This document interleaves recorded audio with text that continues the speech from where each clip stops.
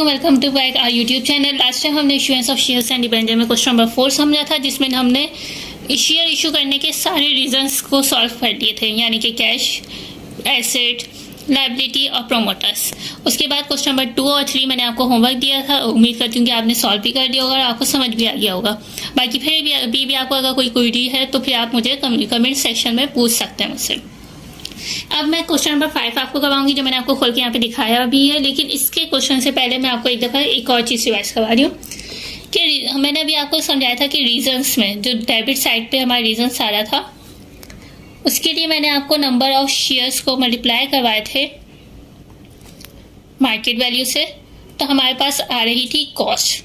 ये फॉर्मूला आपके लिए बहुत ज़रूरी है, सही है। ये फॉर्मूला आपके लिए अभी ज़रूरी है क्योंकि अभी हमारे पास फिर नेक्स्ट टाइम क्या हुआ था कि आपके पास कॉस्ट गिवन थी, नंबर ऑफ शेयर भी गिवन था, लेकिन मार्केट वैल्यू की नीड नहीं थी, तो हमने फिर इसका कुछ भी नहीं किया था क्योंकि हमारे पास कॉस्ट गिवन थी। अब इसी तरह जब ये नोट आप लोग लिख लीजिए अपने पास, जब आपके पास नंबर ऑफ शेयर गिवन ना हो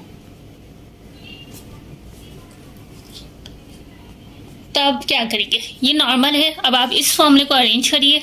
जब आपको नंबर ऑफ शेयर्स चाहिए तो मार्केट वैल्यू यहाँ पे मल्टीप्लाई हो रही है, वहाँ पे जाके डिवाइड कर देंगे हम। तो ये आपका एक फॉर्मूला बन गया, number of share equal cost divided by market value से। एक फॉर्मूला ये हो गया। इसी तरह ये दूसरा फॉर्मूला कर दीजिए, क्योंकि पहला फॉर्मूला आप लोग याद कर चुके हैं, नंबर ऑफ शेयर को मल्टीप्लाई किया मार्केट वैल्यू से तो कॉस्ट निकलती है। अब इसी तरह जब यहाँ पे हमारा है, अब यहाँ पे मार्केट वैल्यू और पार वैल्यू क्वेश्चन में दोनों गिवन हो, तब आप क्या लेंगे, तो पहले मार्केट वैल्यू लेंगे। ये मैं आपको पहले भी समझा चुकी हूँ, तो पहले मार्केट वैल्यू यूज करेंगे, और अगर मार्केट वैल्यू गिवन नहीं होगी तो फिर जाके आप पार वैल्यू यूज करेंगे। ये क्वेश्चन नंबर 5 करने से पहले आपको ये रिवाइज करना जरूरी था कि आप दोबारा रिवाइज करें। नंबर ऑफ शेयर मल्टीप्लाई करते हैं मार्केट वैल्यू से तो कॉस्ट आती है। इसी तरह जब इसमें कोई भी चीज़ गिवन ना हो तो आपको फॉर्मूला अरेंज करके आप निकाल सकते हैं। तो अभी स्टार्ट करते हैं। क्वेश्चन नंबर 5 यहाँ पे है, ये मैंने फॉर्मेट भी बना लिया यहाँ पे। अभी स्टार्ट करते हैं हम डायरेक्टली, करिए। चलें स्टार्ट करते हैं। यहाँ पे अब देखिए, अच्छा इस पर बिल्कुल ध्यान से दीजिएगा क्योंकि इसमें न्यू चीज़ है और वो फॉर्मूला इसमें यूज़ होंगे जो मैंने अभी आपको समझाया। यहाँ पे देखिए, ट्रांजैक्शन नंबर 1 में बोले the company issued for cash. Reason हमें मिल गया कैश के लिए इशू किए। कितने 4 लाख शेयर इशू किए, 10 रुपये वाले, लेकिन उन्होंने 10 रुपये के थे, लेकिन उन्होंने सेल 13 रुपये में किया, यानी मार्केट वैल्यू 13, 10 रुपये par value, number of share 4 lakh और रीज़न कैश। अब यहाँ पे आते हैं सॉल्व में। रीज़न हमारा डेबिट हो गया कैश, नंबर ऑफ शेयर्स को मल्टीप्लाई किया हमने मार्केट वैल्यू से, क्योंकि रीज़न मार्केट वैल्यू से होता है, तो हमारी वैल्यू पास वैल्यू आई 52 लाख। उसके बाद हमने इशू किया शेयर, तो इसलिए शेयर कैपिटल हमारा क्रेडिट हो गया। Par value number of share 4 lakh, इसको मल्टीप्लाई करेंगे हम पार वैल्यू से, तो इसकी वैल्यू आई हमारे पास 4 लाख। अब डिफरेंस हमारा क्रेडिट पे आ रहा है, कितना 12 लाख का। इस क्रेडिट पे डिफरेंस हमारा कहलाता है शेयर प्रीमियम। सही, ये इसमें तो इश्यू नहीं था। अब क्या आते हैं ट्रांजैक्शन नंबर 2 में। सेकंड ट्रांजैक्शन में बोला था promoters for allotted 10,000 shares of ₹10 for service, यानी कि प्रोमोटर्स के लिए हमने नंबर ऑफ शेयर्स इशू किए। प्रोमोटर्स के लिए हमारे पास रीजन आता है डेबिट पे प्रीलिमिनरी एक्सपेंस डेबिट। इसके लिए नंबर ऑफ शेयर 10,000 थे और 10 रुपये वाला ही शेयर इशू किया, क्योंकि यहाँ पे मार्केट वैल्यू कहीं भी गिवन नहीं है, तो हम मार्केट वैल्यू की जगह ही फिर पार वैल्यू ले लेंगे, तो वैल्यू हो गई 1 लाख। क्रेडिट पे शेयर कैपिटल क्रेडिट, इस पर भी आप नंबर ऑफ शेयर को मल्टीप्लाई करेंगे पार वैल्यू से, तो यही वैल्यू आएगी, और इसमें शेयर प्रीमियम और डिस्काउंट का कोई डिफरेंस नहीं आएगा। अब पॉइंट नंबर 3 में पढ़ते हैं। पॉइंट नंबर 3 में बोला है कि the company broad equipment purchase किया, उसकी कीमत थी कॉस्टिंग, यानी कि हमें नंबर ऑफ शेयर की जरूरत नहीं है, मार्केट वैल्यू की भी जरूरत नहीं है जब कॉस्ट देते। सही है। अब यहाँ पे हमारे सबसे पहले रीजन आ गया इक्विपमेंट डेबिट हो गया, कॉस्ट है 1,50,000। दूसरा काम हमारा होता है शेयर कैपिटल क्रेडिट पे लिखना। शेयर कैपिटल के लिए हम नंबर ऑफ शेयर को मल्टीप्लाई करते हैं पार वैल्यू से, तो नंबर ऑफ शेयर 20 है। यहाँ पे देखें कंपनी ने इक्विपमेंट खरीदा है 1,50,000 की, मार्केट वैल्यू 15,000 दी हुई है। यहाँ पे तो नंबर ऑफ शेयर्स गिवन ही नहीं है। अब नंबर ऑफ शेयर्स की क्या जरूरत होती है?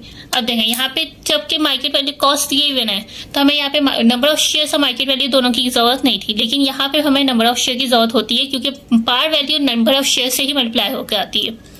इसीलिए हमें अब नंबर ऑफ शेयर्स निकालने के लिए मैंने आपको पास एक फॉर्मूला लिखवाया था, मैं वो दिखाती हूँ।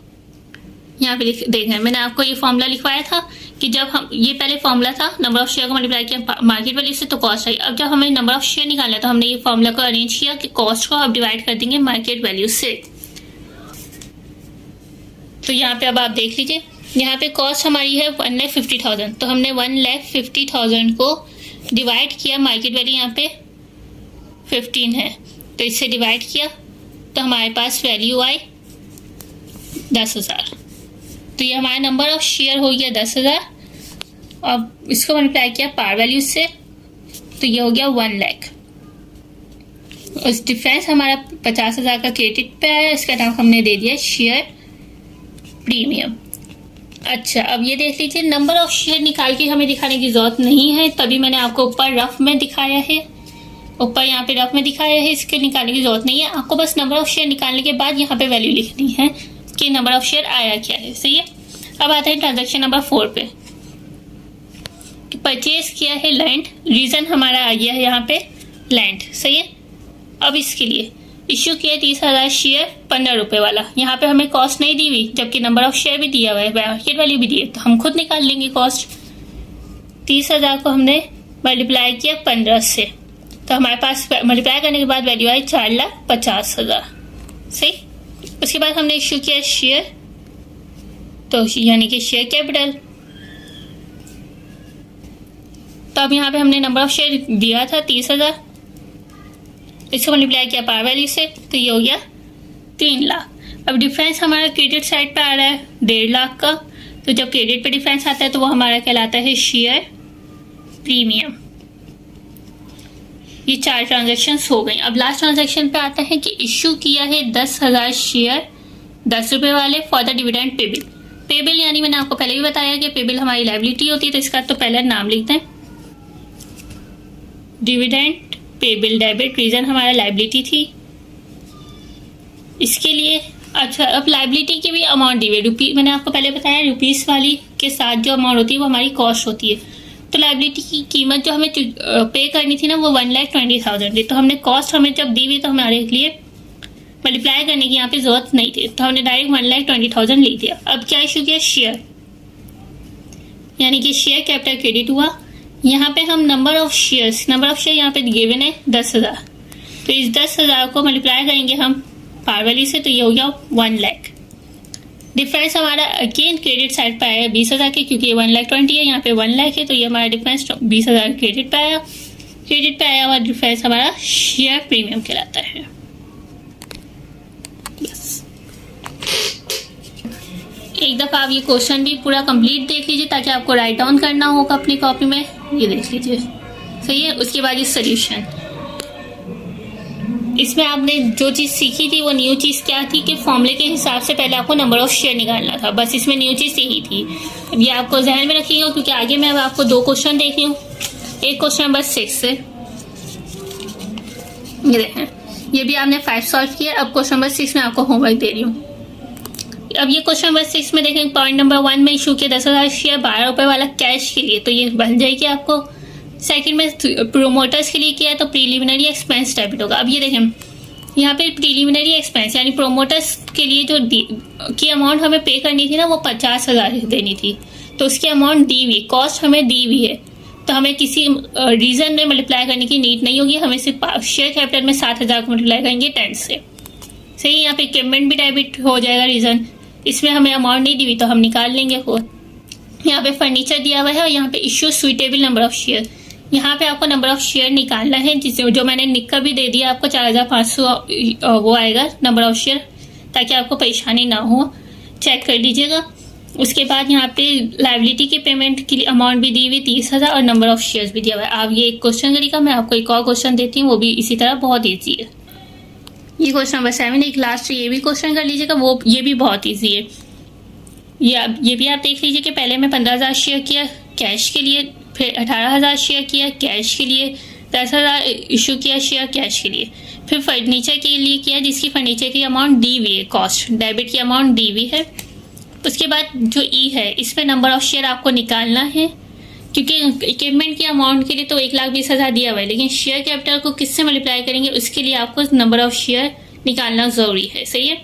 उसके बाद एफ में प्रीलिमिनरी एक्सपेंस प्रोमोटर्स के लिए इशू किया है, जिसके 3,000 को मल्टीप्लाई करेंगे आप 12 से डेबिट पे, और क्रेडिट पे शेयर कैपिटल को 3,000 मल्टीप्लाई करेंगे 10 से।